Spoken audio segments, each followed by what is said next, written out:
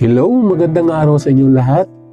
Narito muli si Don Romantico upang maghatid sa inyo ng mga kwentong nakakapanabik at syempre magbibigay sa atin ng aral at inspirasyon na rin.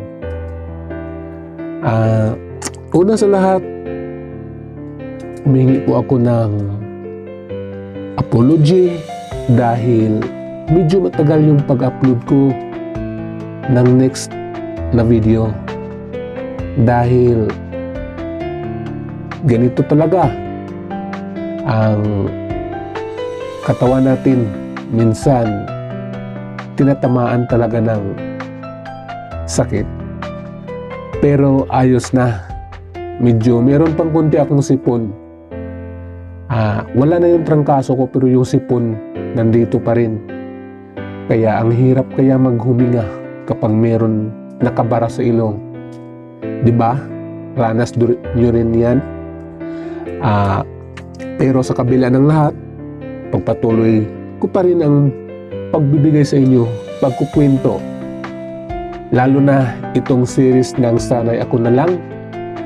Nasa season 3 na tayo, malapit na tayo matapos. Tapos nasa chapter 4 na po tayo ngayon. So, umpisa na natin.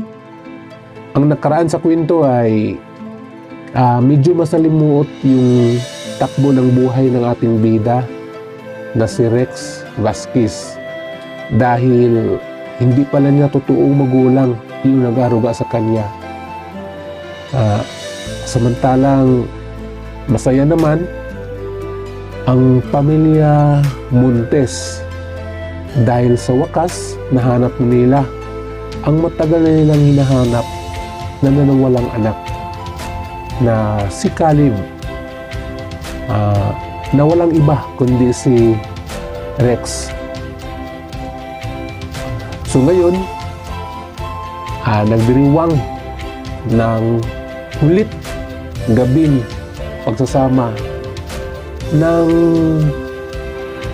kinagisnang magulang ni Rex. At dahil dito, kaya sinusulit niya talaga yung mga nalalabing oras para sa mga magulang niya. At hindi nalaman na muntik nang mahalikan ang ating bida sa kanyang matalik na kaibigan si Mark. Bakit ba kasi nangyari yun? Siguro miss lang nila ang isa't isa. At buti naman, nakita yun ni Nathan. At yun, bugbog sarado ang kanyang kaibigan na si Mark. At hindi na natin patagalin pa ang kwento. Tara, simulan na natin ang chapter 4 sa Sanay Ako Na Lang Season 3. Pero bago ang lahat, kung bago ka pa lang dito sa channel ko, please huwag mo naman kalimutang mag-subscribe at syempre click mo na rin ang notification bell button para naman pag may bago akong update o upload, malalaman mo. Okay, ito na ang kwento.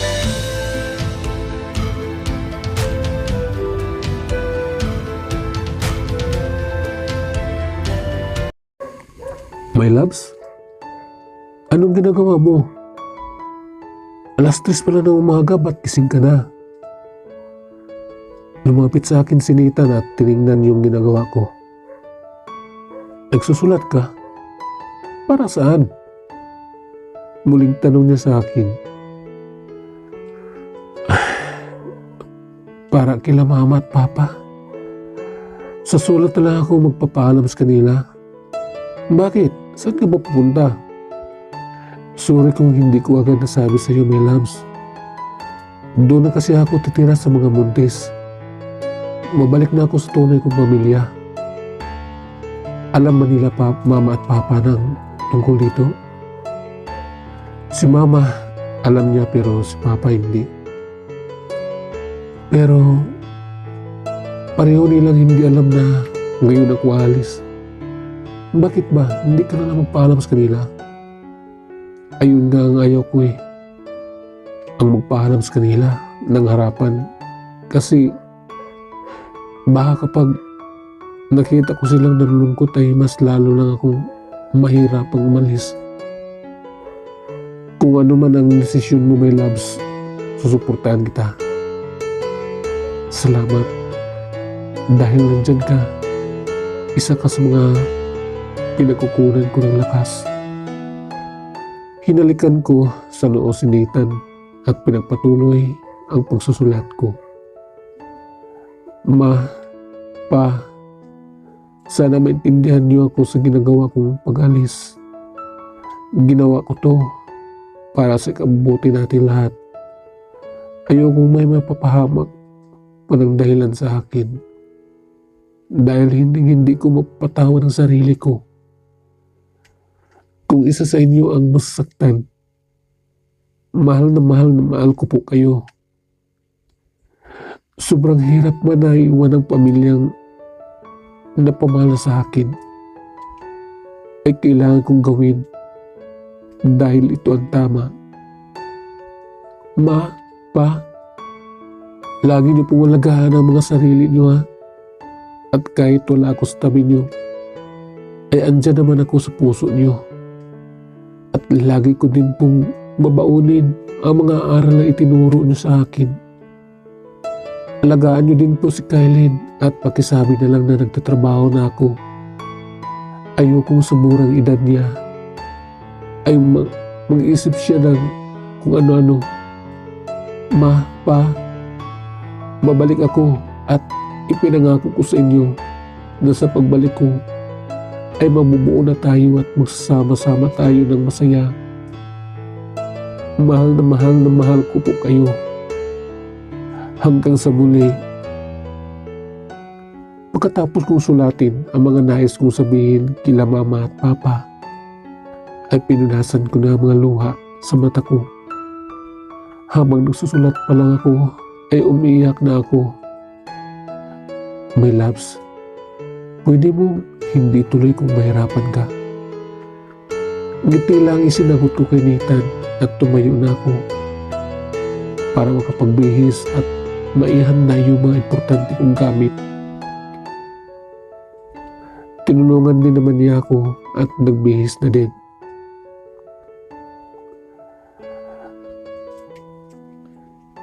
Siya na daw ang maghatid sa akin sa bahay ng mga buntis. After ng ilang minutong pag-ayos ay lumabas na kami ng kwarto ni Nathan. Pero dumiretso muna ako sa kwarto nila Mama. Pinagmasdan ko sila at parehong mahimbi ang tulog. Lumapit ako sa kanila at hinalikan sila sa mga noo nila. At iniwan ang sulat na ginawa ko sa table na malapit sa higaan nila at lumabas na din. Nathan, tara na. Baka magising pa sila. Nagmamadali agad kami ni Nathan na lumabas at sumakay sa sasakyan niya. At habang nasa biyaya ko ay ang bigat-bigat ng pakiramdam ko. Parang ayaw kong umalis at pakiramdam ko ay naiwan ang kalahati ng katawan ko. Yung pagkatao ko. My loves, kung gusto mo, pwede kita samahan doon. Salamat Nathan. Pero kaya ko na to. At saka, hindi ko pa sila ganoon kakilala eh. Basta tawagan mo na ako kapag inaapi ka nila doon ha. Kahit pa paano, ay napapangiti ako kay Nathan. Siguro kung wala siya ngayon, baka nabaliw na ako sa sobrang lungkot. Regalo talaga sa akin siya. Nang may kapal. Sinabi ko kay Nathan kung saang lugar kami punta.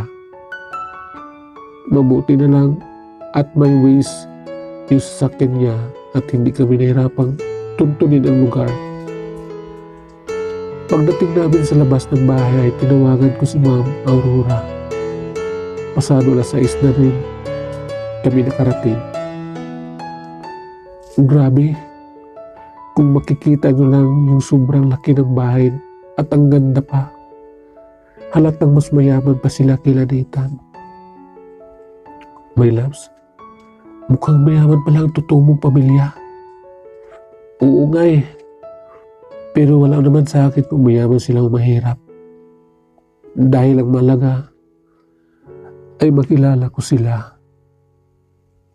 Habang nag-uusap kaming dalawa ni Nathan, ay lumabas na din si Ma'am Aurora. Kalim, anak? Dali-dali niyang lumapit sa akin at niyakap ako ng mahigpit. Akala ko hindi ka napupunta. Marunong naman po ako tumupad sa usapan, ma'am. Salamat. Pero bakit ang aga mo naman pumunta? Tanong niya ulit sa akin. Hindi ko na po kasi nantay na magising sila, mama. Dahil baka mahirapan lang ako umalis. Ganun ba? Paano? Tara na sa loob. Wait lang po. Sagot ko sa kanya at lumapit ako kay Nathan. My loves, salamat sa paghatid ha. Wala yun. Basta para sa'yo, lahat gagawin ko. Yumakap ako kay Nathan at hinalikan ko siya.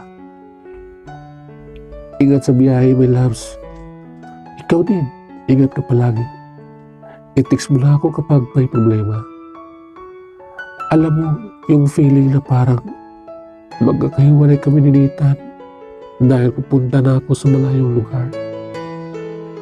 Kalim, anak, siguro dapat mong ipakilala sa mami mo kung sino yung kasama mo. Napalingon naman ako bigla na magtanong si Ma'am Aurora. Pero wala akong dapat ikakatakot at lalo hindi ko dapat ikakahiya sa Nathan. Dahil kung ako nga, ipinagsigawan niya na mahal niya ako kahit bakla ako. Si Nathan po, boyfriend ko. Kahit nag-propose na sa akin si Nathan ng birthday ko, ay mas gusto ko pa rin siyang tawaging boyfriend lang. Really? How amazing! I hope one of these days makilala ko siya ng mas maigi dahil magiging part na din siya ng pamilya natin. Natuwa naman ako dahil hindi siya nagalit sa nalaman niya. Ganun din po ako, ma'am. Sagot naman ni Nathan. Don't call me ma'am. You can call me tita since you're the boyfriend of my son, Kalim. Mukhang maganda naman ang first impression nila sa isa't isa at mukhang hindi na ako mahirapan ipakilala si Nathan sa buong pamilya ko. Nauna na din umuwi si Nathan dahil may pasok pa siya sa trabaho. Ako naman ay sumunod na kay Ma'am Aurora. Papasok sa loob ng bahay nila. Grabe, kung anong kinaganda sa labas ay mas maganda ito sa loob. Masaya ka ba sa nakita mo? Simula ngayon ay bahay mo na din to. Ang laki naman po ng bahay ni ma'am. Mami. Mami na ang inatawag mo sa akin. At gusto ko ang gagamitin mong pangalan ay Kalim na. Dahil hindi na ikaw si Rex. Ikaw na si Kalim Buntis. Simula bata, Rex na ang pangalan ko. Rex ang tawag ng mga kaklase at kalaro ko sa akin. Sa Rex na pangalan ako nakilala ng lahat ng mga naging importante sa buhay ko. Mula kay Mark, Dan, at sa pinakamamahal kong si Nathan. At higit sa lahat, itong pangalan na to ang ibinigay sa akin ng mga magulang ko. Sige po, mami. Tara, sumama ka sa akin. Ipapakilala kita sa mga kapatid mo. Sumunod ako sa kanya at pumunta kami sa may malapit sa hagdanan at may nakalagay doon ang 3 malaking pictures. Pero yung 2 sa pictures ay familiar sa akin. Andrea? Samuel? Hindi ako pwede magkamali. Sila yung nasa pictures at sigurado ako doon. Kilala mo sila? Opo, kilala ko sila. Tingnan mo nga naman, tadhana na talagang naglalapit sa inyo mga kapatid. Siya ang Kuya Samuel mo, ang panganay sa inyo mga kapatid. At ito sa kabila naman ay si Andrea, ang ate mo. At yung nasa gitna, ikaw yun nung baby ka pa. Ayan lang kasi ang naiwang pictures mo sa amin dati. Kaya ayan lang ang nailagay ko. Hanggang ngayon, hindi ko pa rin maiwasang mamangha sa ganda ng bawat sulok ng bahay. At tingnan mo nga naman, sobrang liit talaga ng mundo. Ate ko pala si Andrea. At si Samuel, ang kuya ko. Asan po pala ang asawa niyo? Ang daddy mo? Nasa business trip. Kaya ngayon pero uuwi din siya mamaya. Dahil binalita ko na nandito ka na. Ano kaya itsura niya? Mabait kaya siya? Matatanggap kaya niya bilang anak niya? Mami pala. Asan po pala sila Kuya Samuel? Mga tulog pa yan ng ganitong oras. Ikaw kasi, ang aga mo pumunta. Sorry po. Huwag ka na mag-sorry. Ayos lang yun. Halika. Dadalhin kita sa kwarto mo. Sumunod ako, paakyat sa kanya. At pumasok kami sa isang kwarto. Kwarto ko daw. Pagdating namin sa loob ay mas namangha ako. Dahil ang ganda at organized lahat ng gamit. May gamit pa na pangbata. Akin po talaga itong kwarto? Oo, sa'yo to. Huwag kang mahiya na gamitin o galawin ang mga gamit dito. Dahil sa'yo ito. Tingnan ko ang buong paligid. At may nakita kong isang larawan ng isang bata. Lumapit ako doon at tinignan yun. Ako ba yung batang ito? Ikaw yan, nung bata ka pa. Actually, ayan yung last picture mo na magkakasama tayo. Kung alam ko lang na mawala ka ng araw na yun, ay hindi na sana tayo umalis. Nakita kong tumulong ang luha ni Mami Aurora. Kahit hindi na sabihin, ay ramdam ko yung sakit na naramdaman niya nang mawala ko. Lumapit ako sa kanya at pinunasan ang mga luha niya. Huwag na po kayong umiyak. Nandito na po ako. At hindi na po ako mawala sa inyo. Masakit man iwan yung una kong naging pamilya. Pero kailangan kong gawin para din sa ikaksiya ng totoo kong pamilya. Ilang minuto lang kami nag-usap ay lumabas na din siya dahil may aasikasuhin pa daw siya. Ako naman ay humiga muna dahil inaantok pa rin ako. Ang aga ko kasing magising kanina. Maaga akong nagising para ipaganda na mga kain ng mga mag-ama ko. Pero ang bigat pa din ng pakiramdam ko. Dahil ngayon din ang alis ng anak ko. Kung pwede lang sana, na huwag na siyang umalis, kaso hindi pwede. Tatayo pa lang sana ako nang mapansin kong may papel na nakaipit sa gilid ng higaan namin na nakapatong sa lamesa. kaya agad ko itong kinuha at binasa. Yung nakasulat, "Ma, Pa, sana maintindihan niyo ako sa ginawa kong pag-alis. Ginawa ko to para sa ikabubuti natin lahat. Ayokong may mapahamak pa ng dahil sa akin. Dahil hindi ko mapatawad ang sarili ko kung isa sa inyo ang masasaktan. Mahal na mahal ko po kayo, Ma. Sobrang hirap man na iwan ang pamilyang napamahal na sa akin. Ay kailangan kong gawin dahil ito ang tama. Ma, Pa, lagi niyo pong alagaan ang mga sarili niyo. At kahit wala ako sa tabi niyo, ay nandyan naman ako sa puso niyo. At lagi ko din pong babaunin ang mga aral na itinuro niyo sa akin. Alagaan niyo din po si Kylene at pagsabi na lang na nagtatrabaho na ako. Ayokong sa murang edad niya pa lang ay mag-isip na siya ng kung ano-ano.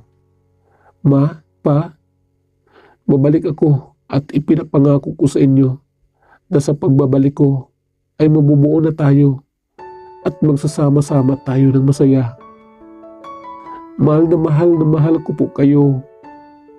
Hanggang sa muli." Naiyak na lang ako nang matapos ko ang naging basahin ang sulat ni Rex. Wala na siya. Umalis na ang anak ko. Tiningnan ko ang natutulog kong asawa. Paano ko ngayon sasabihin sa kanya na umalis na si Rex at bumalik na siya sa totoo niyang pamilya? Ilang oras lang din ako nakatulog at nagising ako. Medyo kumukulo na din kasi yung tiyan ko. Nagugutom na ako. Di kasi ako nakapag-almusal kanina. Tumayo muna ulit ako para tingnan yung iba pang mga gamit. At habang tumitingin ay may nakita akong mga laruan. Laruan ko siguro to nung bata pa ako. Sabi ko na lang sa sarili ko at habang tinitingnan ko ang iba pa, ay bigla kong nabitawan yung hawak kong laruan. Kaya dinampot ko agad at inayos. Ilang saglit lang ay bumukas ang pinto at halos mabitawan ko ang hawak ko. Na makita ko si Andrea. Andrea! Rex! Anong ginagawa mo dito? Andrea, magpapaliwanag ako. Hindi ko in-expect na papasok si Andrea dito. Bakit hawak mo ang mga gamit ng kapatid ko? Siguro akyat bahay ka. Andrea, hindi. Makinig ka muna sa akin. Yaya? Yaya? Hindi ko na napigilan ang pagsigaw ni Andrea. Paano ako magpapaliwanag kung ayaw niya naman akong pakinggan? Ma'am, bakit po? Nagkikikaos na dumating ang yaya. Natakot siguro sa boses ni Andrea. Tuwagin mo nga ang guards. May nakapasok na magnanakaw. Sige po. Tumakbo na agad. Palabas yung yaya para tawagin ang mga guards. Andrea, hindi nga sabi, hindi ako magnanakaw. Ano ka dito? Bisita? Paano nangyari Sa pagkakaalam ko, lahat ng kilala ng mga kaibigan ng pamilya ko ay puro mayayaman. Paano ko ba sabihin sa kanya na ako si Caleb? Ako ang nawala niyang kapatid at si Ma'am Aurora ang nagdala sa akin dito. Ilang minuto pa ay dumating na yung dalawang guards. Ma'am? Andrea? Ano pong nangyari dito? Dali niyo sa presinto. Magnanakaw yan. Hindi totoo yan. Lumapit sa akin yung dalawang guards at hinawakan ako sa magkabilang braso. Kaya kahit anong palag ko ay hindi ako makawala. Hinila nila ako palabas ng kwarto at ibinaba. Gusto ko magpaliwanag pero di ko magawa. Parang ayaw bumuka ang bibig ko. Kaya imbis na magsalita ay napaiyak na lang ako. Palabas pa lang kami ng pinto ay biglang may nagsalita. "What's happening here?" Nabuhayan ako ng loob nang biglang dumating si Ma'am Aurora. Bumaba siya ng hagdan at lumapit sa amin. Tumigil naman yung dalawang guards. "Mami, buti nagising ka. Buti't nagising ka na. Alam mo ba, may nakapasok na magnanakaw dito? Mabuti na lang at nakita ko. Balak na nakawin ang mga gamit ni Khalif."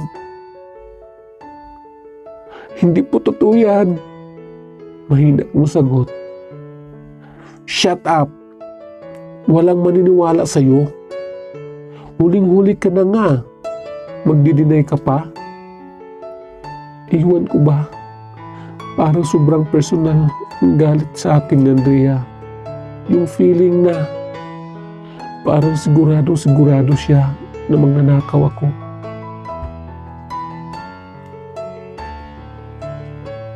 It's my turn to shine.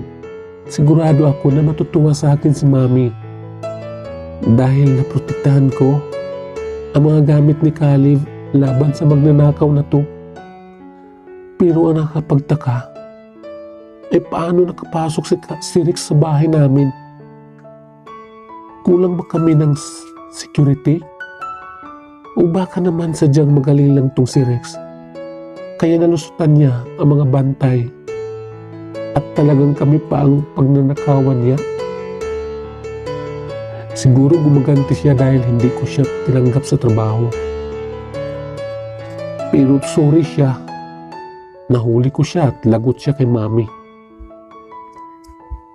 Bitawan niyo siya. Medyo nagulat ako sa sinabi ni Mami. Kasi baka makatakbo pa si Rex at makatakas. Lumapit si Mami kay Rex. Sigurado ako na sasampalin niya yun. Pero mas nagulat ako sa susunod na ginawa ni Mami. Dahil imbis na sampal ay pinunasan ni Mami yung mga luha ni Rex. Ayos ka lang ba? Tanong ni Mami kay Rex. Opo, ayos lang ako. Mabuti na lang po dumating kayo. Mami, anong ibig sabihin nito? Magkakilala kayo? Yes, Andrea. At ako ang nagdala sa kanya dito. Hindi ako makapaniwala sa sinabi ni Mami. Bakit na sinama ang baklang yun dito? Pero Mami, nanakawin niya ang mga gamit ni Khalif. Kung hindi ko pa siya nakita. Enough, Andrea. Hindi niya gagawin yun. And what's make you think na hindi niya gagawin yun? Hindi naman natin siya kilala. Kaya Mami, dapat ipakulong na yan. I said enough. But Ma'am, narinig mo naman siguro ang sinabi ko, di ba? Sa sobrang inis ko, Mami, ay padabog ako na umakyat papunta sa kwarto ko. Kung kampihan niya si Rex, parang mas anak niya pa yun kaysa sa akin. Ay, bahala na nga siya. Ginagawa ko na nga mga best ko para sa pamilyang to. Pero ako pa din ang lumabas na mali. Kung nandito lang sana si Daddy, sana may kakampi ako at hindi ako nag-iisa. Andrea, ba't ang aga-agang sumangot yung mukha mo? Tanong sa akin ni Kuya na makasulubong niya ako. Nothing. Hindi ko na pinansin si kuya at pumasok na ako sa kwarto ko. Alam ko din naman ang sasabihin niya sa akin na kaya ako pinapagalitan nila mama ay dahil mahal nila ako at gusto lang nila itama ang mga mali sa akin.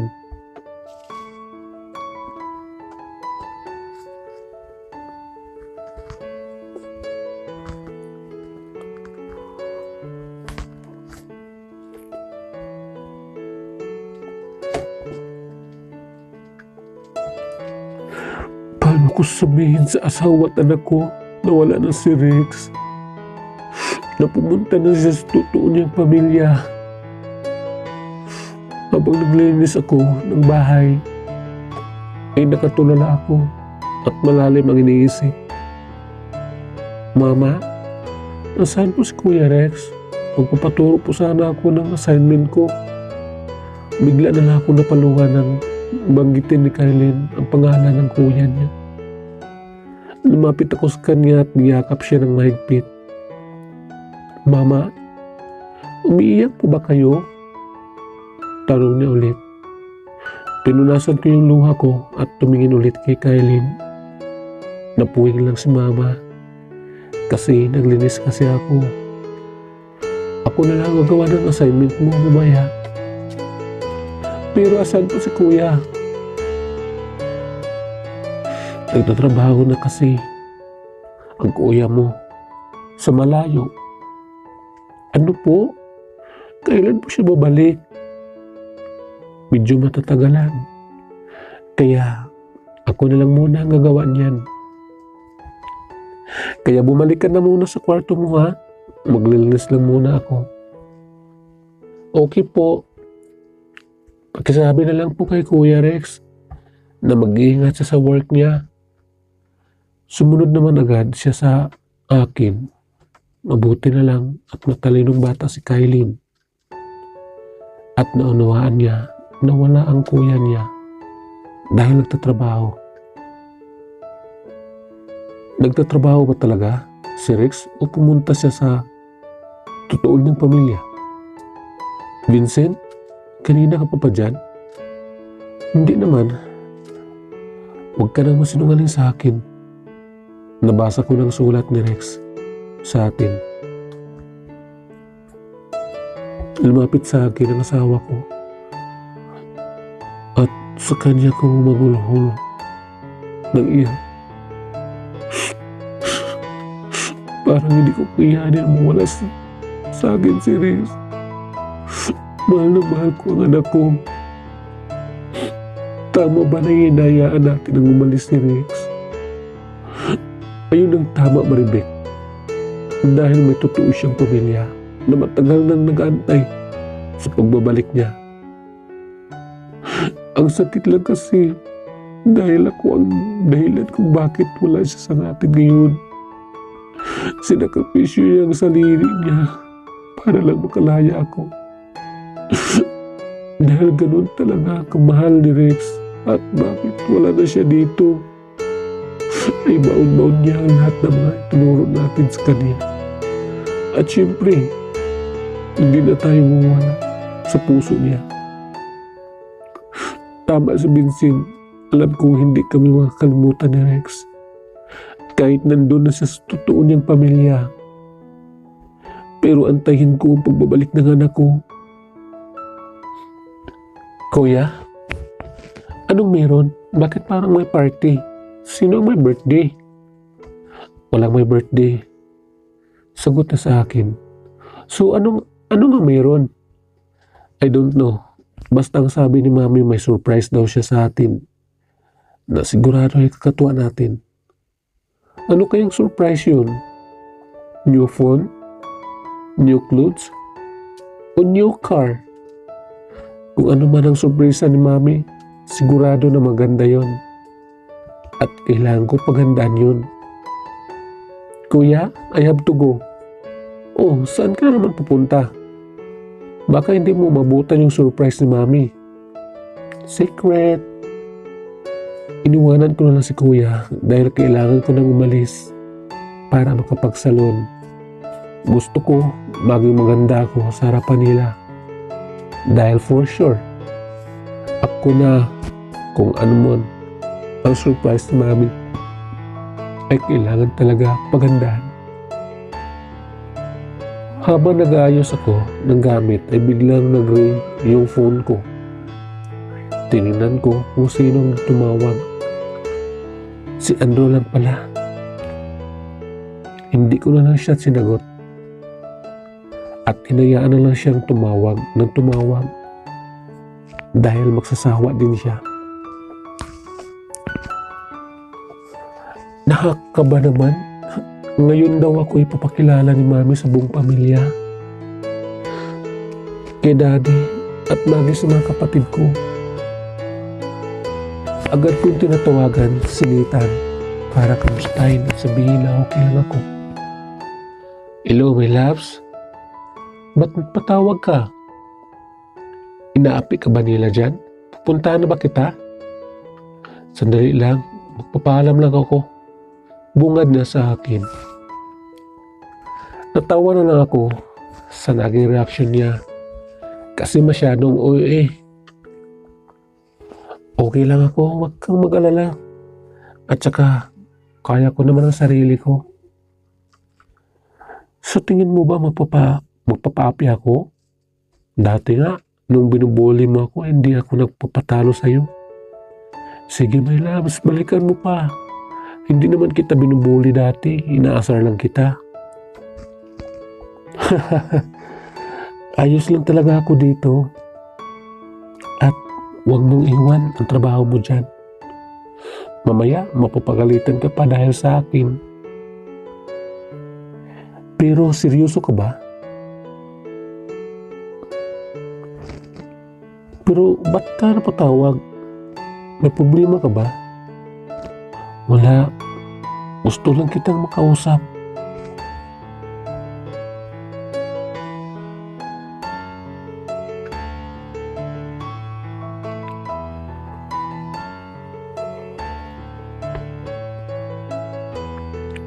Gusto ko lang marinig ang boses mo. Ako ang my loves ko. Namimiss na naman ako. Don't worry. Kapag nakita tayo, magpapakiks ako sa'yo. Sabay hug. Talaga? Kiss sabay hug? Tanong ko sa kanya. Oo. Ayaw mo ba? Sinabi ko ba? Naputo lang ang pag-usapan namin nang may pumasok sa kwarto. Sir, baba na daw po kayo, sabi ni Ma'am Aurora. My loves, mamaya na lang ulit ha. May kailangan lang ako gawin. I love you. Sabi ko na lang sa kanya at suminyas sa katulong na sandali lang. I love you too, my loves. Tinignan ko muna ang sarili ko bago ako lumabas ng kwarto. Gusto ko maayos at presentable ako tingnan bago ko marap sa kanila. Kabado akong bumaba ng hagdan. Parang sasabog ng dibdib ko anumang oras. Ganito pala kapag haharap ko sa ibang tao.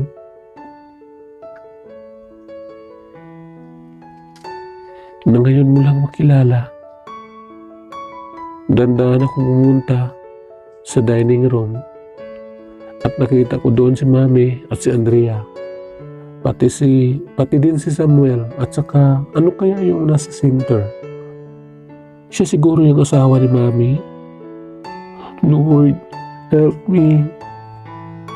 Come on Rex, let's join us. Tawag sa akin ni Mami. Hindi ko alam kung susunod ba ako sa kanya o mag-back out na lang. Pero siyempre, sumunod ako sa kanya. Doon ako tumabi kay Kuya Samuel na halatang nagtataka din kung bakit ako ngayon nandito. At ganin doon, yung lalaking nasa center. Nakakatakot, grabe. At ito naman si Andrea, ang sama ng tingin sa akin. Parang kakainin ako ng buong buo. Mami, Ano ba talaga meron? Bakit ang daming pagkain? Wala namang occasion, di ba? Biglang tanong ni Andrea. That's right, Andrea. But this is more than just an occasion. Minsan lang mabuo ang pamilya natin. Sama-sama at sabay-sabay kumain katulad nito. And I'm so very happy. Sana ngayon mas madalas pang mangyayari ito. Finally, then what is he doing here? He is not part of our family. Tumingin sa akin na masama si Andrea. Grabe talaga siya sa akin. Gina G, wala naman akong ginagawang masama. Could you please straight to the point, Aurora? Hala, nagsalita na yung lalaki ng sa center. Lalo tuloy akong kinabahan kasi ang sungit ng dating ng boses niya. Huminga muna ng malalim si Mami Aurora tsaka muli nagsalita.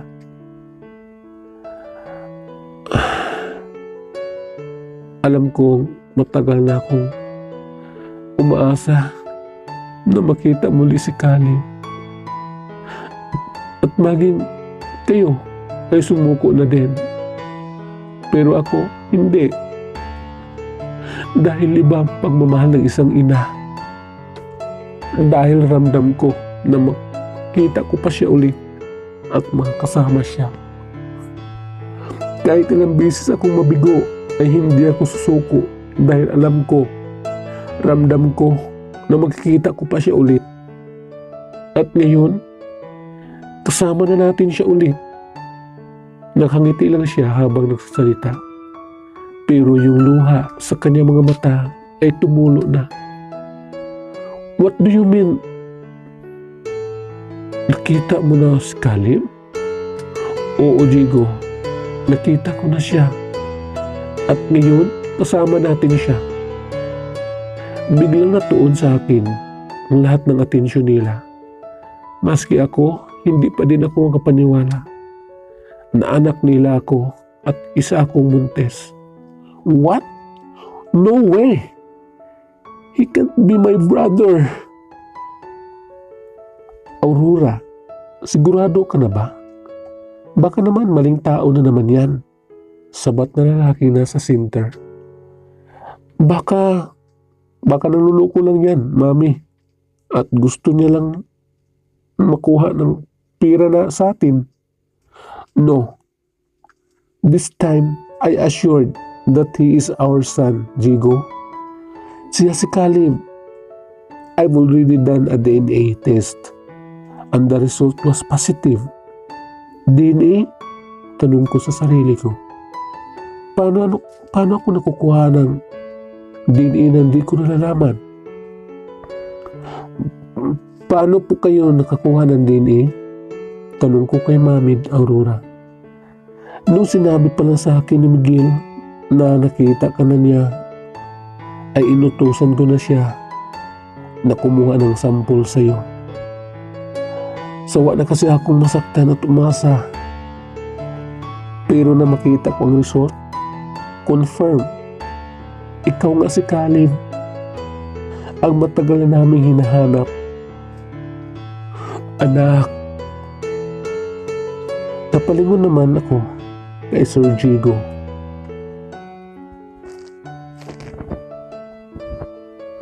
Halos naluha siya nang malaman niya na ako ang matagal na nawala nilang anak. Lumapit siya sa akin at niyakap ako ng mahigpit. Ramdam ko ang pagmamahal sa yakap na yun. Kahit ngayon lang kami nagkita. It's been a decade simula nang mawala ka. Simula nang mawala ka sa amin at walang araw na hindi ka namin nilaalala. Kahit may mga araw na sumuko na ako. Pero ang mami mo, hindi. Kasi ang sabi niya, ramdam niya na buhay ka pa at babalik ka. At masaya ako na nangyari na yun Ako din po, sir. Masaya din po ako na makilala ang totoo kong pamilya. Nahiya akong sagot. Huwag mo na akong tawagin, sir. Daddy na lang. Opo, Daddy. No, hindi totoo yan. Hindi siya pwedeng maging si Caleb. Hindi siya ang kapatid ko. Napalingon lahat kami kay Andrea at halatang galit na galit siya sa akin. Andrea, enough. Hindi ba dapat magiging masaya ka? Dahil nakita na natin si Caleb. Hindi sumagot si Andrea at sa sinabi ni Mami. Bagkus ay padabog pa itong nag-walk out. Pero dahil ayaw kong masira ang gabing ito, ay sinundan ko siya. Andrea, sandali. Hinawakan ko ang kamay niya nang mabutan ko siya. Ano ba? Bitawan mo nga ako.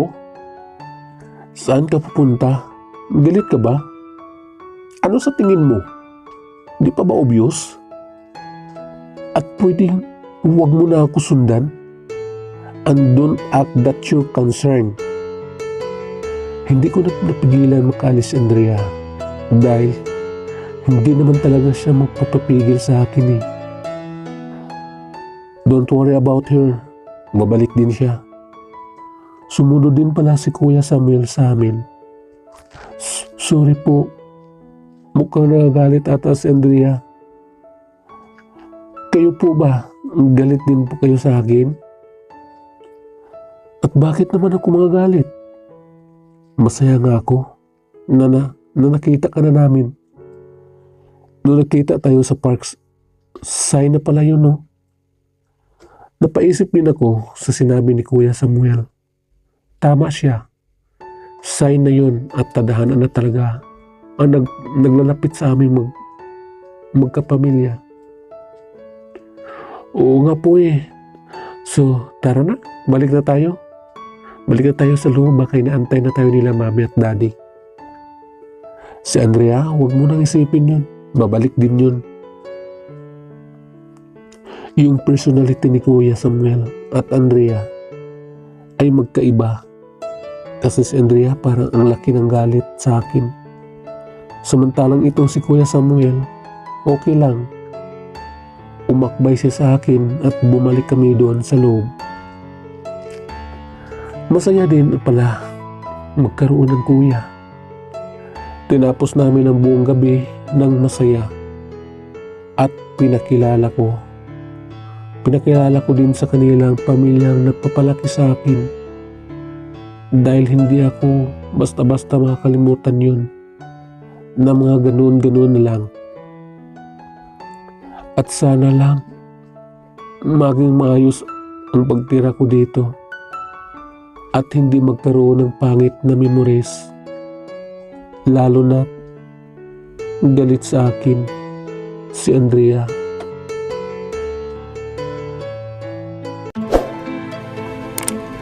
Abangan ang susunod na chapter sa Sanay Ako Na Lang Season 3. Bago ko pala i-close ang video na ito, may nagpapa-shoutout nga pala. Sabi niya, Kuya, shoutout pala kay Efren Brigania Jr. na nasa Cebu City. Shoutout from Jason Tala. At saka shoutout din pala kay Mr. Marlon de la Cruz na nasa Antipolo ngayon. Ingat po kayo palagi. Maraming salamat pala sa inyong palaging pagsunod at pagsubaybay sa mga kwento ko dito. Hanggang sa muli, ingat po kayo palagi. God bless.